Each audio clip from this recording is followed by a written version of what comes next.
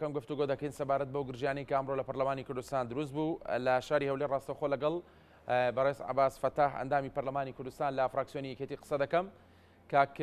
عەباس سڵاو لێبێت، بە کورتی سەرەتا دەپرسم ئەم گرژیانەی ئەمڕۆی پەرلەمانی کوردستان چۆن دروست بوو؟ بەنای خوای گەورە سڵاو لە بەڕێستان لە خەڵکی کوردستان.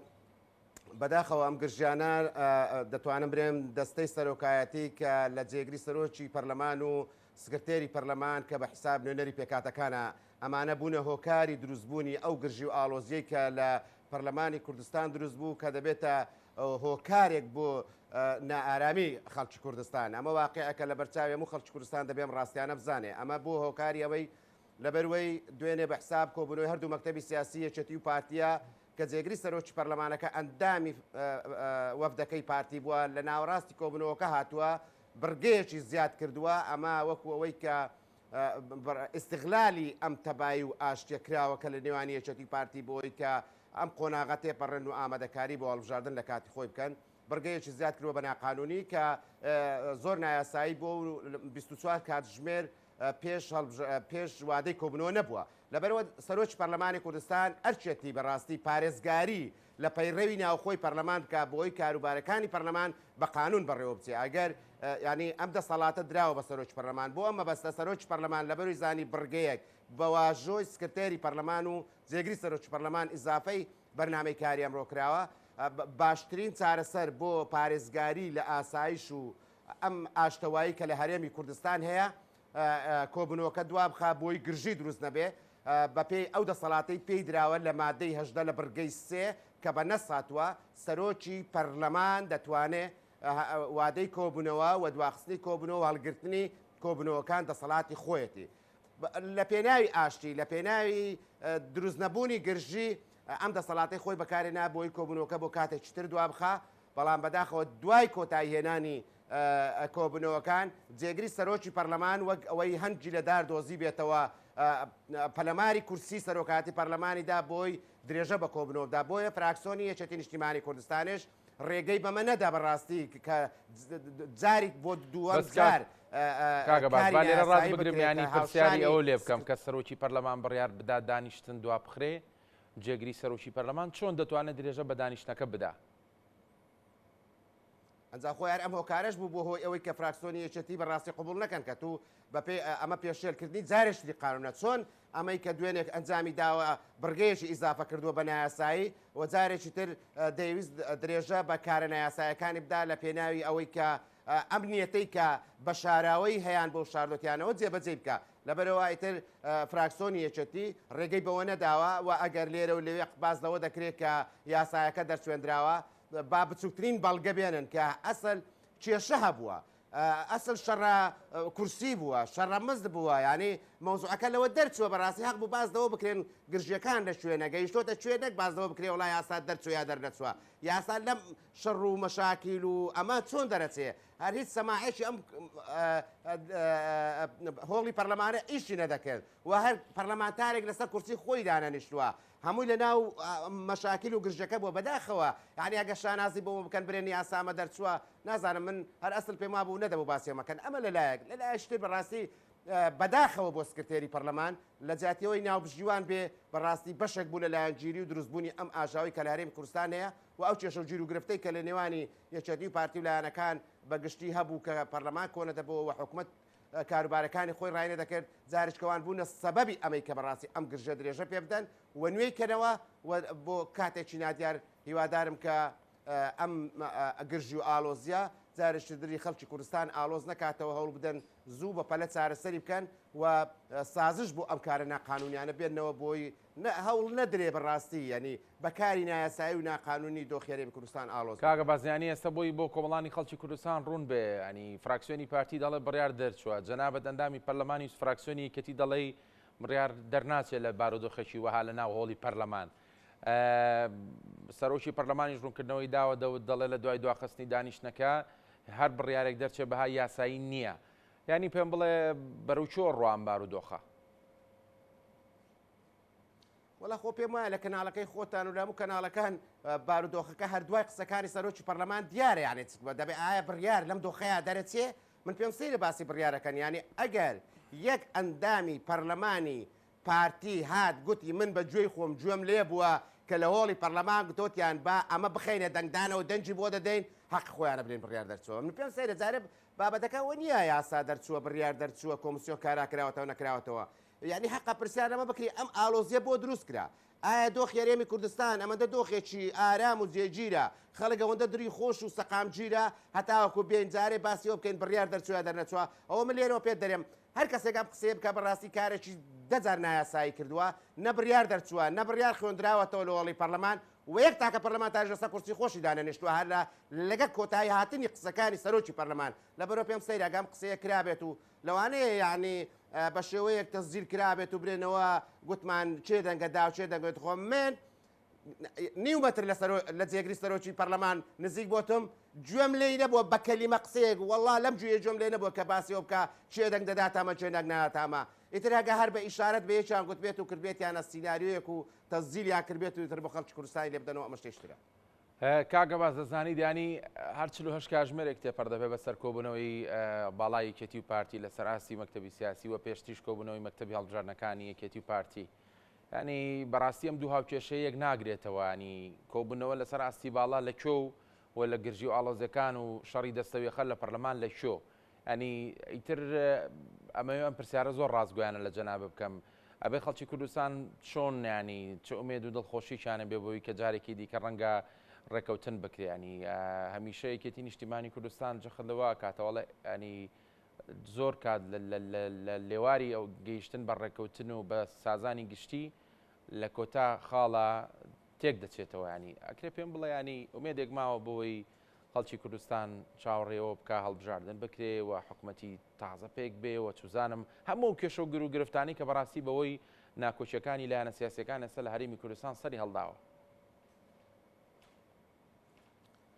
وڵا لە پێشەوە دەبوو برادرانی پارتی و فراکسۆنەکەی و جێگری سەرۆکی پەرلەمان و سکرتێرەکەش بەداخەوە نوێنەری پێکاتەکان نیە دیارەوە خۆی ڕاگەیاندەوە لە چەندین بابەتە خۆی یەکلا کردوتەوە لە بابەتە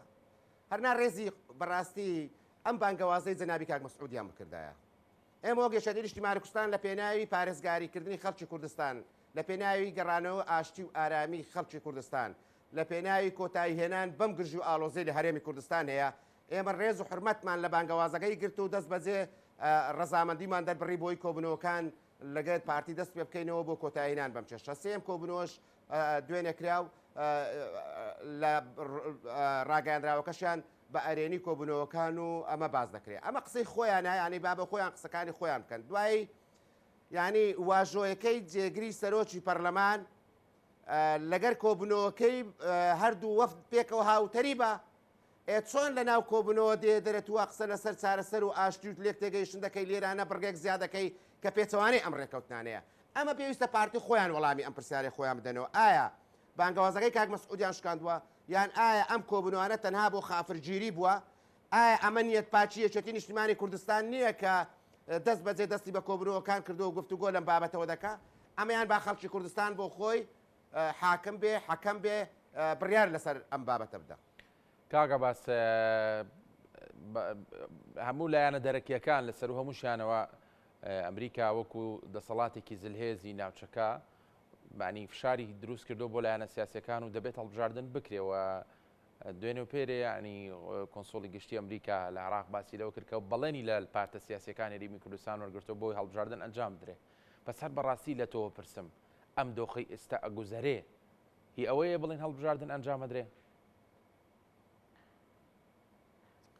ئەجا خۆی با پرسیارەکە لێرە ڕوونکرێتەوە چی ئالۆزی لە هەرێمی کوردستان دروست کرد بەڵێ ئێستا وەزعێکی دۆخێکی ئارام دروست بوو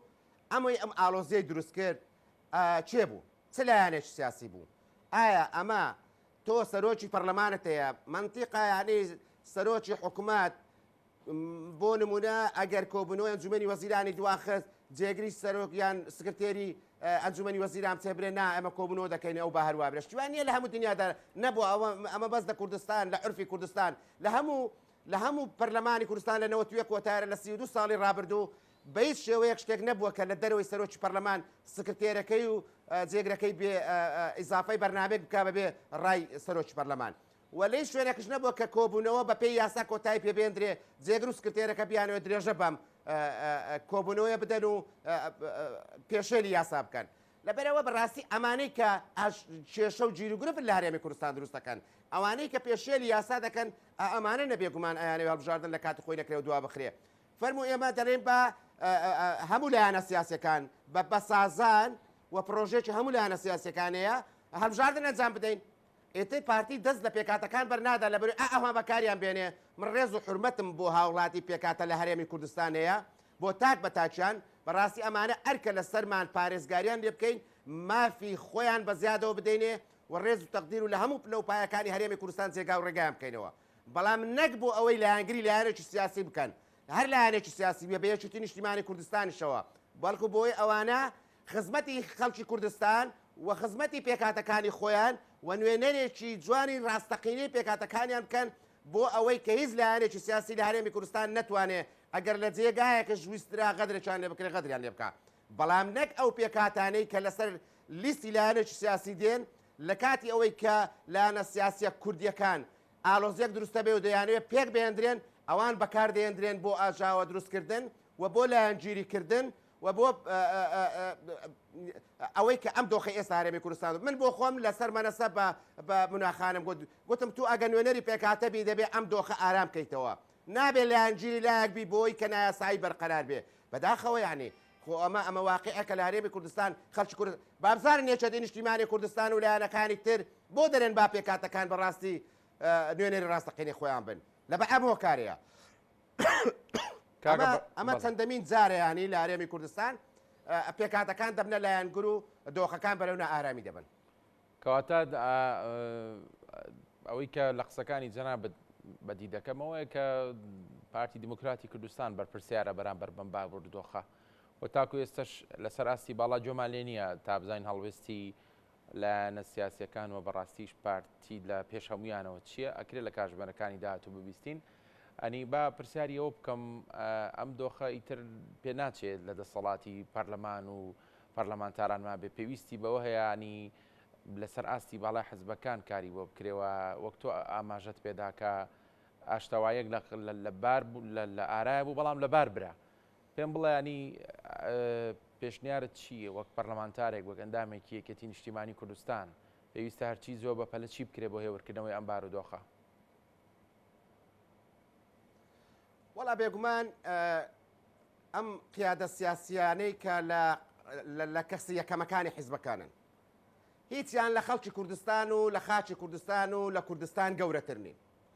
و هیچیان بەوەی خەڵکی کوردستان و تێکۆشەرانی خەڵکی کوردستانەوە نەبێ ئەم پلەپایە و شوێن و جێگەیان نابێ ئەگەر خەڵکی کوردستانشیان خۆش دەوێ و ئەگەر دەیانەوێت کوردستان بە ئارامی بمینێتەوە و ئەم کیانەمان تووشی لاواز و لاوازتر نەبێ دەکرێت دەستەکانیان بخەنە ناو دەستی یەکتری ئەم کێشە و گیر و گرفتانە هەموو کۆتایی پێبێنن من پێم وانە ئەم دۆخانە بە مەکتەبی سیاسیەکان و بە پەرلەمان و بە دام و دەستگایەکانی هەرێمی کوردستان چارەسەر بکرن بەڵکو بە خودی کەسی یەکەمەکان پێویستە لەگەر یەکتری دابنیشن و بەڕاستی پێم سەیرە ئەگەر پێیان وابێ ئەمە بچووکیە لەگەر یەکتری دابنیشن بەڕاستی خۆیان بچووکن لەبەروێ خەڵکی کوردستانیان پێ بچووکە یعنی ناکرێ ئەم ئالۆزیە بەردەوام بێ ئەو کاتە خۆیان لەسەر چ ڕێک دەکەون من پێم وایە وا پێکەوە تەنها یەک دانیشتن بکەن هەم دۆخی هەرێمی کوردستان ئارام دەکەنەوە هەم دەشتوانن ئەم یاسانە لەسەری ڕێککەوین و دەشتوانی هەڵبژاردن لە کاتی خۆی بکەین بۆی کەس مزایدە لەسەر کەس نەکا کە ئایا ئێمەی نامانەوە بکرێ یان لایەنێکی ترا باوان دابنیشتن ڕێک بکەون و ئێستا 6 مانگی ماوە دەتوانین هەڵبژاردن لە کاتی خۆی بکەین بۆیە بەڕاستی جارێککە من تاکیل لەوە دەکەمەوە ئەگەر ئارامی خەڵکی کوردستان ئەگەر پارێزگاری هەرێمی کوردستان و ئەگەر دڵڕازیکردنی تێکۆشەرانی خەڵکی کوردستان و ئەگەر دەیانەوێت خوێنی شەهیدەکانمان بەڕاستی بەگەشی بمێنێتەوە دەکرێت پێکەوە دابنیشن هیچکە ناکرێت ئێمە لەسەر ڕاگەیانەکانەوە لە زیادی باسی پرۆژە و بەرنامەی داهاتوو بکەین لە زیادی باسی چۆنیەتی خزمەتگوزاری خەڵکی کوردستان و داهاتووینەوەی نوێمان و گەنجەکانمان بکەین لە زیاتی ئەوەی باسی پرۆژە و شتی نوێ بکەین لە وڵاتە و داوای مادەی 140 و داوای مافەڕەوەکانی خەڵکی کوردستان بکەین لە عێراق تەنها لە ڕاگەیانەکان خەڵکی وە بین قسە لەسەر یەکتری بکەین و یەکتری بشکێنین کاکە خۆمان نەشکەین بە ویژدانم پێم ناخۆشە من کە شەڕێکی وا دروستە بێ پێم ناخۆش ئێستا کە قسێکی ناخۆش و دڵڕق بکەم بەرامبەر لایەنێکی سیاسی کوردی چونکە هەر یەکە بە حەزم و توانای خۆی لە قۆناغە جیاجەکانە خەبات و هەوڵی داوە بۆ خەڵکی کوردستان. بەڵام ئێستا کە خەڵکی کوردستان دەبینێ بەداخەوە ئەمانە تەنە هەوڵیان لە پێناوی بەهێزکردنی خۆیان لە ڕووی دارایی و هێزەوە داوە، نەک بۆ خزمەتکردنی خەڵکی کوردستان، نەک بۆ ڕزگاری خەڵکی کوردستان، نەک بۆ دروستکردنی دەوڵەتێکی کوردستان داوە. باشە فەرمو سبەینە بڕیار بدەن بە یەک تەلەفۆن دوو قسە لەگەر یەکتری بکەن، پێم وایە وەزعی هەرێمی کوردستان ئارام دەبێتەوە. بەڵام ئەگەر درێژە بەم بابەتە بدەن پێم وایە دۆخەکان لەوە ئاڵۆزتر دەبێت. بەداخەوە ینی لە ناو هۆڵی پەرلەمان ینی ئەمەندە خەڵکی دەرەوە هاتوو لە ناو هۆڵی پەرلەمان یەکتریمان نەدەناسی، پارتەکان نیان دەزانی ئەمانە چێن، ئێمە نەمان دەزانی ئەمانە چێنە. چۆن دەبێ هۆڵی پەرلەمان وای لێبێ بەڕاستی هێزێک بێ لە دەرەوە ینی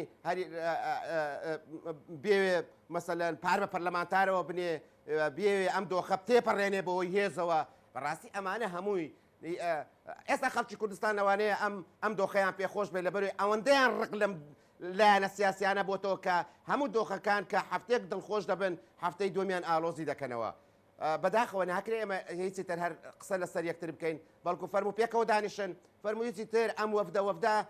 ڕۆژێک لە بەدەباشان و ڕۆژێک لە سەری ڕژ نەبن، پێکەوە لە جێگایەک دانیشن و براگەورایەتی خۆتان ئیسپاتکەن و دەست لە ناو دەستێکنن و ناوی خوای لێبێن و ئەم دۆخە بەرەو ئارامی بەرن و هەڵبژاردن لە کاتی خۆی بۆی ئەنجام بدرێ. ئەوەندە لەسەر قسەی